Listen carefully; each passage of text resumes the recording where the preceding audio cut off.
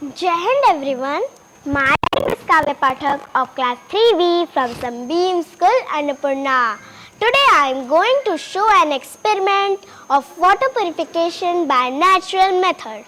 Suppose if we don't have RO filter in our home, so we can easily purify water at home by this method without removing an important minerals that our body needs. So let's start the experiment. Here I have taken 4 glasses. It is arranged step by step on stair. In the top most I have kept some rocks. In the second glass I have kept some pebbles. In the third glass the sand particle. In the lower glass I have kept some cotton. And in the last I have kept a transparent glass in which pure water is collected. You can see here a muddy water. I have mixed some mud in this.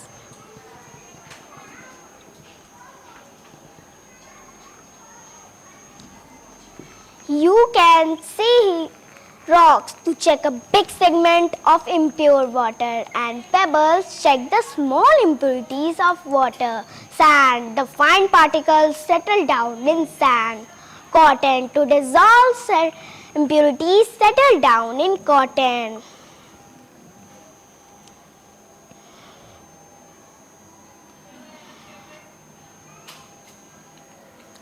You can see here the difference between pure water and muddy water.